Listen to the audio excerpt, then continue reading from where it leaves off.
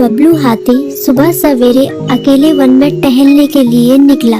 वह अपने ही धुन में चला जा रहा था। लगता था उसके दिमाग में कोई उलझन है जिसे वह सुलझाने की कोशिश कर रहा था। सड़क पर आगे बढ़ते ही उसके सामने चीकू खरगोश भागा। बबलू का पैर उसके ऊपर पड़ने ही वाला था कि चीकू जोर से चिल्लाया।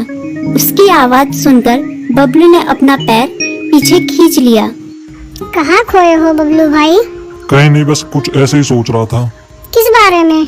तुम जानकर क्या करोगे? शायद मैं तुम्हारी कुछ मदद कर सकूं। तुम तो जानते हो आजकल वन में कितनी चोरियां हो रही हैं, पर चोर का कोई अता पता ही नहीं है। इस बात को लेकर वन के सारे प्राणी चिंतित थे। वे वहाँ खुद को सुरक्षित महसूस नहीं कर रहे थे। अरे चीकू भाई, हम मजबूर हैं। हम चोर को पकड़ ही नहीं पा रहे हैं। वह बहुत चालाक है और अपने काम को बड़ी कुशलता से अंजाम दे रहा है। कहीं कोई सबूत ही नहीं छोड़ रहा। हमारे राजा इस बात को लेकर बहुत चिंतित हैं। यही कारण है कि हम सब इस बारे में सोच रहे हैं। अब तुम मेरी इसमें क्या मदद कर सकते हो? मैं कुछ सोचता हूँ, हो सकता है मुझे कोई उपाय सूझ जाए। प्रयास करने में कोई हर्ज तो नहीं है। तुम ठीक कहते हो चीकू, लेकिन वन के गुप्तचर भी अभी तक इसका कोई हल नहीं निकाल सके। इतना कहकर वे चुप हो गए। बबलू की बातों ने चीकू को सोचने के लिए मजबूर कर दिया। चीकू को उदास देखकर बबलू बोला, तुम अपना मन छोटा मत करो। मुझे अच्छा लगा कि तुमने मेरी परेशानी को समझा। कभी मैं भी इस वन के लिए गुप्तचर का काम करता था।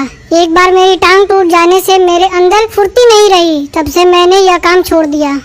चीकू, तुम चाहो तो यह काम दोबारा कर सकते हो। वन के प्राणी ज्यादातर दिन में भोजन की तलाश करते हैं, वे रात को आराम करते हैं। तुम दिन रात दोनों में ही भोजन की तलाश में निकल सकते हो सकता है रात को तुम्हें कुछ ऐसी बातों का पता चल जाए जो हमारे काम की हो।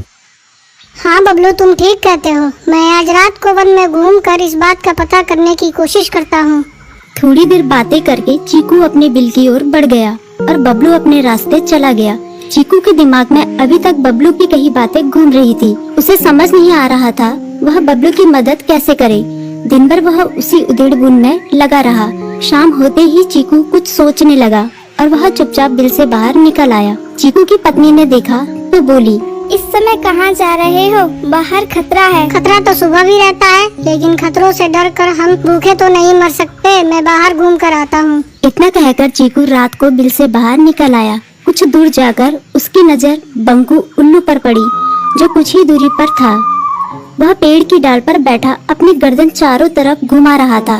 वह तेजी से पेड़ की एक डाल से दूसरी डाल पर उड़ रहा था। बंकू की नजर उस पर नहीं पड़ी थी। कुछ सोचकर चीकू पेड़ के पीछे से बाहर निकलकर थोड़ी खुली जगह पर आ गया और वहां से बंकू उल्लू को देखने लगा। बंकू ने चीकू को अंधेरे में भी देख लिया, पर उसने उसमें कोई उत्सुकता नहीं दिखाई और अपनी गर्दन चारों ओर घुमाता रहा। चीकू बड़ी देर तक बंकू की हरकतों पर नजर रखे रहा। वह थोड़ी देर तक खुले मैदान में खड़ा रहा, पर बंकू ने उसे देखकर भी अनदेखा कर दिया।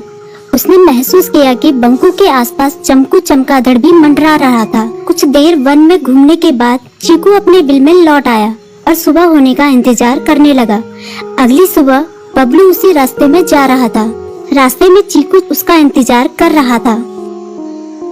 आज बड़ी जल्दी आ गए बबलू। हाँ, आजकल मुझे चिंता की वजह से नींद नहीं आती। कोई नई खबर है क्या? यकीन से तो मैं नहीं कह सकता, पर मैं तुम्हें ऐसे प्राणी का नाम बता सकता हूँ जो शायद चोरों की मदद कर रहा है। कौन है वो? बंकू उल्लू। इतना कहकर चीकू ने रात की घटना उसे ज्यों की त्यों सुना दी। इसे सुनकर बबलू का माथा ठनका। बबलू की आंखें चौंधिया गई। तुम ठीक कह रहे हो। मुझे आज रात बंकू और चमकू पर नजर रखनी होगी। इतना कहकर वे दोनों अपने अपने रास्ते चले गए। बबलू रात को अपने साथियों के साथ बंकू पर नजर गड़ाए रहा। उसकी संदिग्ध गतिविधियों को देखकर बबलू ने उसे उसके साथियों चंकी और संकी लोमड़ के साथ पकड़ लिया। बबलू ने सख्ती से पूछताछ करनी शुरू कर दी। तुम इस समय बंकू चमकू के साथ क्या कर रहे हो? हम चारों दोस्त हैं, इसलिए साथ बैठकर बातें कर रहे हैं। चमगादड़ और उल्लू की दोस्ती तो समझ में आती है, पर लोमड़ के साथ दोस्ती कैसे हो सकती है? सख्ती से पूछने पर दोनों ने अपना जुर्म कबूल कर लिया और सभी चोरियों के बारे में बताया जो उन्होंने कुछ दिन पहले वन में की थी। बबलू ने उनके चोरी का सारा सामान भी बरामद कर लिया। बंकू और चमकू को अभी तक समझ में नहीं आ रहा था कि वो इतनी आसानी से कैसे पकड़ में आ गए।